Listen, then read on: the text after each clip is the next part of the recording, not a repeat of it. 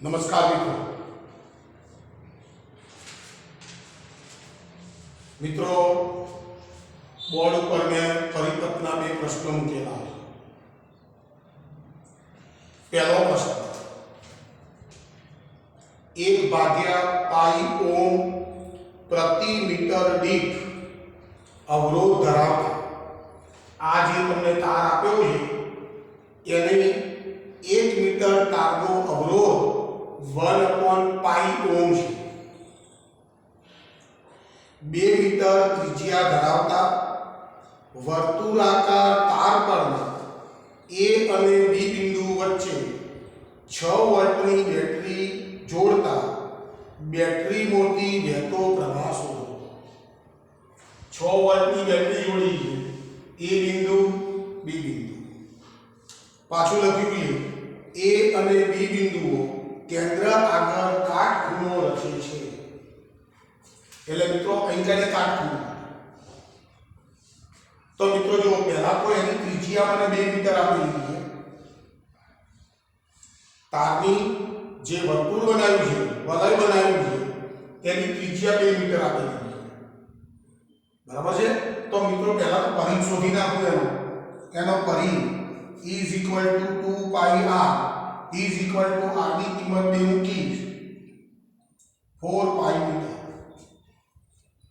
तो आखा परिघ आ वर्तुळ वलयનો જે પરિઘ છે તારની લંબાઈ છે એ તારની લંબાઈ મારી પાસે આટલી આવી હા મિત્રો જો અહીં ઘડી કાટખૂણો આપ્યો તો કાટખૂણાની સામેની બાજુ એટલે અહીંથી આટલી જે ચાપ થશે એ નાની ચાપ થશે અને આની મોટી ચાપ થશે હવે આપણને કાટખૂણો આપેલો છે એટલે આ ચાપ જે છે એ ચોથા ભાગનો ચાપ હશે समझो बात तीजो भाग नहीं आए तो चौथो भाग नहीं आ जैसे तो टोटल लंबाई वाली पास आटली है तो आ चापनी लंबाई कितनी थશે 1/4 * 4 पाई बराबर છે तो 4 4 ઉડી ગયા તો આની લંબાઈ થઈ ગઈ પાઈ મીટર થઈ ગઈ નાના ચાપની લંબાઈ પાઈ મીટર થઈ ગઈ तो मित्रों आ मोटा चापनी लंबाई कितनी हશે 3 पाई मीटर જેટલી હશે હવે આપણને કીધું છે 1 મીટર દીઠ અવરોધ 1/પાઈ 1 મીટર દીઠ અવરોધ 1/પાઈ ઓમ છે તો પાઈ મીટરનો અવરોધ કેટલો તો પાઈ મીટર દીઠ અવરોધ કેટલો તો 1/પાઈ * પાઈ પાઈ પાઈ ઉડી ગયા એટલે આનો અવરોધ 1 ઓમ થઈ જશે બરાબર એ રીતના આનો અવરોધ 3 ઓમ થઈ જશે તો 3 ઓમ અને 1 ઓમ એકબીજા સાથે સમાંતરમાં આવશે તો સમાંતર સર્કિટનો E ઇક્વિવેલન્ટ R1 R2 ભાગ્યા R1 + R2 E = 3 * 1 એટલે 3 અને 3 + 1 એટલે 4 ઓમ અવરોધ થશે तो मैं समतुल्य अवरोध शोधी नाख्यो मारे प्रवाह शोधવાનો છે I = V/R इक्विवेलेंट V ની કિંમત કેટલી 6 R ની કિંમત R ઇક્વિવેલેંટ કેટલો 3 તો 4 ઉપર જશે તો 3 * 6 E = 8 એમ્પિયર જવાબ આવશે तो मित्रों बैटरी मोती निकळतो जे प्रवाह हશે એ 8 एम्पियर हશે હવે મિત્રો જો આ પ્રશ્નને કેવી રીતે આ લોકો બદલે કદાચ મને એવો પ્રશ્ન પૂછે આ મોટી ચાપમાંથી વહેતો પ્રવાહ શોધો નાની ચાપમાંથી વહેતો પ્રવાહ શોધો તો મિત્રો જો શું કરવાનું આ જે અવરોધ આવ્યો તેને R1 કહી દો નાની ચાપના અવરોધને R1 કહી દો મોટી ચાપના અવરોધને માની લો કે R2 કહી દો હવે મને એમ કે મોટી ચાપમાંથી વહેતો પ્રવાહ શોધો તો મોટી ચાપનો પ્રવાહ I2 = R1 ભાગ્યા R1 + R2 કૌંસની બહાર I તો શોધવો જ પડે મિત્રો I તો શોધવો જ પડશે તો I2 = ચલો R1 એટલે કેટલા a 3 + 1 એટલે 4 અને પ્રવાહ કેટલો 8 4 * 2 8 તો મોટી ચાપમાંથી વહેતો પ્રવાહ 2 એમ્પિયર જો મોટી ચાપમાંથી વહેતો પ્રવાહ 2 એમ્પિયર હોય, ટોટલ પ્રવાહ 8 એમ્પિયર છે, તો 8 માંથી 2 ગયા, આમાંથી વહેતો પ્રવાહ 6 એમ્પિયર. મિત્રો આવો ફેરફાર કરે તો તમે સમજી જજો. બીજી એક વાત મિત્રો, જો અહીં આગળ કોઈ વાહકતા નથી, અહીંયા કોઈ વાહકતા નથી, જો મિત્રો અહીંયા કોઈ વાહકતા હોય, અહીંયા કોઈ વાહકતા હોય તો તમારે એનો અવરોધ પણ લક્ષમાં લેવો પડશે. તો આ મોટી ચાપ, આ કાટખૂણા વાળો તાર અને આ નાની ચાપ, ત્રણે ત્રણ એકબીજાને સમાંતર થાય. हमने पढ़ी तो 1/r equivalent is equal to 1/r1 1/r2 plus 1/r3 થી સોલ્વ થશે. ખ્યાલ આવ્યો મિત્રો? એટલે ખૂબ અગત્યના ક્વેશ્ચનો છે મિત્રો. એક જ પ્રશ્નની અંદર કેટલી બધી વિવિધતા છે એ તમારે સમજી લેવાની જરૂર છે. ચલો મિત્રો, બીજો પ્રશ્ન તમારા બોર્ડમાં મૂકેલો છે, જોઈ લો. મને 4 અવરોધો આપેલા મિત્રો. આવા પ્રશ્નની અંદર પહેલા અવરોધો જોઈ લેવાના. જો R3 R4 R4 R3 આ બંને શ્રેણીમાં છે એટલે 7 ઓહ્મ અવરોધ થશે. આ બે શ્રેણીમાં છે 7 ઓહ્મ અવરોધ થશે. અહીંયા પ્રવાહ આપેલો છે, ઉપર નીચે પ્રવાહ સરખો છે એટલે આમાંથી વહેતો પ્રવાહ 0.7 એમ્પિયર થશે. આમાંથી વહેતો પ્રવાહ પણ 0.7 એમ્પિયર થશે, કારણ કે 1.4 તો મને આપેલો જ છે. આ બિંદુને C કીધું છે, આને A કીધું છે, આને B કીધું છે. પ્રશ્ન છે VA VB બરાબર ક્વેશ્ચન માર્ક. ચલો ઓકે. તો મિત્રો આવા પ્રશ્નોની અંદર આ બિંદુને C કીધું, આને A કીધું છે, આને B કીધું છે. તો મિત્રો આના ઉપર કિર્ચોફનો બીજો નિયમ લાગુ પાડવાનો. તો જો આ બિંદુનું સ્થિતિમાન VC ધારી લો. VC મારી દિશા પ્રમાણ દિશા સેમ છે.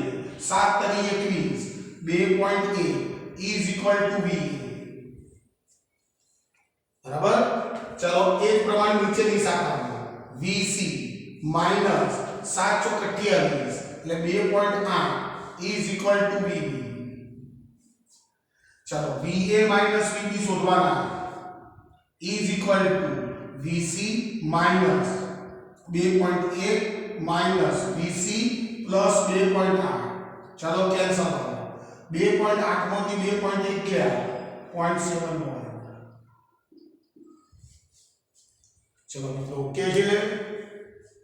તો મિત્રો બિલકુલ ઉપરના અને નીચેના અવરોધો પહેલા જોઈ લેવાના.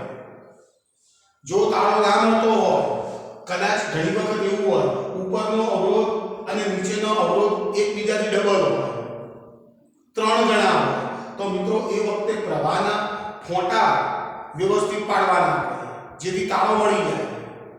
તો આવા પ્રશ્નો સોલ્વ થઈ જશે. ચલો મિત્રો એક પ્રશ્ન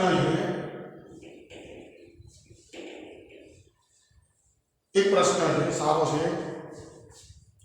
જેમાં એવું લખ્યું છે એક કાર્બન અવરોધકની સ્ટિક પર, એક કાર્બન અવરોધકની સ્ટિક છે જેના ઉપર 3 નારંગી રંગના પટ્ટા.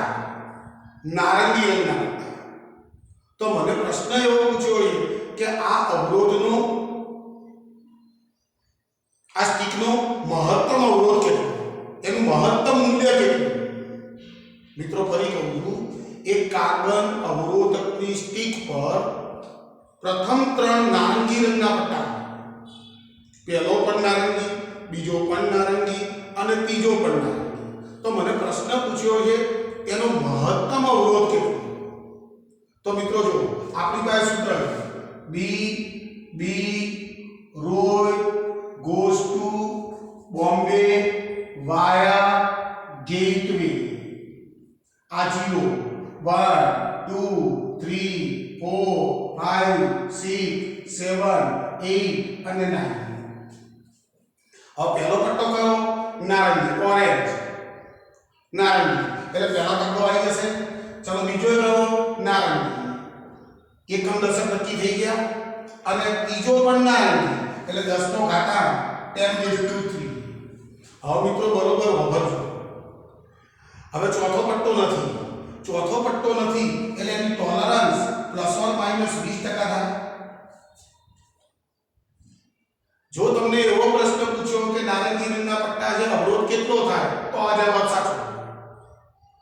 બરાબર. પણ મિત્રો મને તો મહત્તમ અવરોધ પૂછ્યો તો મહત્તમ અવરોધ શોધવા માટે શું કરવાનું? આ ટોલરન્સ જે છે એ ટોલરન્સ તમારે આપણા મૂળ અવરોધમાં ઉમેરવી પડે તો મહત્તમ અવરોધ આવશે. તો મિત્રો આ 33000 ઓહ્મ અવરોધ થઈ ગયો. આ 33000 ગુણ્યા 20%. એક બિંદુ જતું રહ્યું, બે બિંદુ જતા રહ્યા એટલે ઇઝ ઇક્વલ ટુ જવાબ આવશે આરો 6600. આના આ અવરોધના 20% 6600 થાય. તો મિત્રો જો તમારી પાસે 33000 ઓહ્મ અવરોધ હતો એનો તમારે 6600 ઉમેરવાના. તો 0 0 6 9 અને 3 આ એનો મહત્તમ અવરોધ કહેવાય. આટલો અવરોધ એનો મહત્તમ અવરોધ. હવે મિત્રો જોજો હું આને ગોઠવું તો 39.6 3 પોઈન્ટ આપી દીધા ગુણ્યા 10⁻³ ઓહ્મ થાય. મિત્રો બરોબર સમજો. આ મહત્તમ અવરોધ આટલો થાય તો 39.6 કિલો ઓહ્મ જવાબ આવે. મિત્રો લઘુત્તમ પૂછ્યું શું કરવાનું? લઘુત્તમ પૂછે તો ટોલરન્સ જે 20% આપેલી છે એટલી બાદ કરવાની. તો 33000 જે અવરોધ હતો મૂળ અવરોધ એમાંથી એના 20% એટલે કે 6600 એમાંથી બાદ કરશો એટલો લઘુત્તમ મૂલ્યનો અવરોધ થાય. ચાલો મિત્રો ક્લિયર.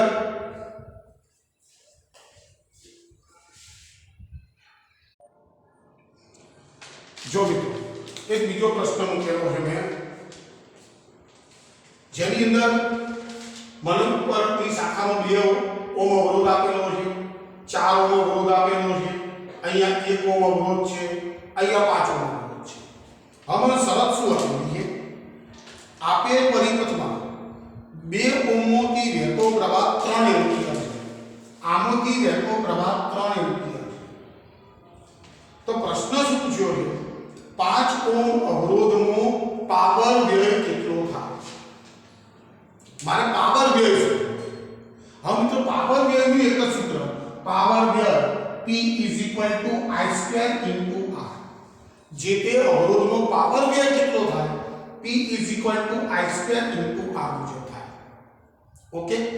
તો મિત્રો આમાંથી વહેતો પ્રવાહ મને આપેલો છે. હવે મિત્રો જો આ આખું સર્કિટ સમાંતર સર્કિટ છે તો આ બંને છેડા વચ્ચેનો PD 3 વોલ્ટ થવા. તો મિત્રો આનો PD પણ કેટલો હશે? 6 વોલ્ટ. આનો PD પણ કેટલો હશે? 6 વોલ્ટ. તો મિત્રો એક કામ કરો, મારે 5 ઓહ્મ અવરોધનો પાવર વ્યય શોધવો છે ને, તો આમાંથી વહેતો પ્રવાહ શોધી કાઢો. તો આ શાખાનો PD અને આ શાખાનો PD તો સરખો જ હશે. તો V1 બરાબર V2. તો ઉપરની શાખાનો PD 6 વોલ્ટ છે. E = આમાંથી વહેતો પ્રવાહ માની લો કે I' લઈ લો તો ટોટલ અવરોધ E = 6. તો 6 કેન્સલ.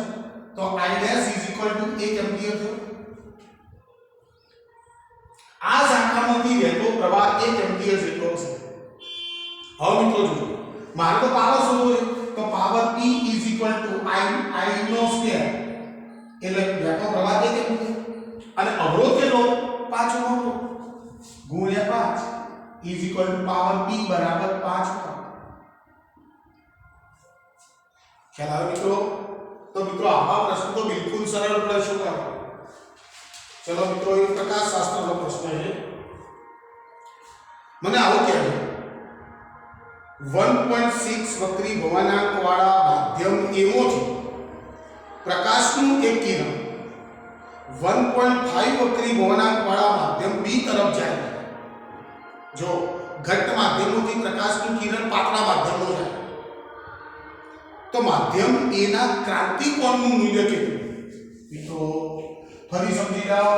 પૂર્ણ આંતરિક પરાવર્તનની ઘટના ત્યારે જ બને કે જ્યારે પ્રકાશનું કિરણ ઘટ્ટ માધ્યમોથી પાતળા માધ્યમમાં જતું હોય તો જ પૂર્ણ આંતરિક પરાવર્તનની ઘટના બને. એટલે અહીં ઘડી શું કહે છે કે જો આ બે માધ્યમોને જોડતી રેખા આનો વક્રી ભવનાંક છે 1.6 આ એ માંથી આ બી માંથી તેનો વક્રી ભવનાંક 1.5 मान लो कि प्रकाशનું કિરણ આપાત કર્યું મારે પૂર્ણાંતરી પરાવર્તન કરાવવું છે ક્રાંતિ કોણ શોધવો એટલે અહીં ઘડી પ્રકાશનું કિરણ જે છે આ લંબગોળી નાખ્યો પ્રકાશનું કિરણ આમ થઈ ગયું મારે ક્રાંતિ કોણ શોધવો છે એટલે હવે આ આપાત કોણ જે છે એ ક્રાંતિ કોણ જેટલો થશે વક્રીભૂત કોણ જે છે એ 90 જેટલો થશે તો આના પર હું સ્નેલનો નિયમ લાગુ પાડી દઉં तो आई गई n1 sin c is equal to n2 sin 90 n1 એટલે કેટલા 1.6 sin c તો શોધવાનો છે n2 કેટલા 1.5 sin 90 is equal to 1 તો sin c is equal to 1.5 ભાગ્યા 1.6 કોણ પછી એક આપણો એ ઉડી જવાનો તો sin c is equal to 15 Bhagya 100 c is equal to sin inverse 15 भाग्या 100 આજે મિત્રો બરોબર સમજો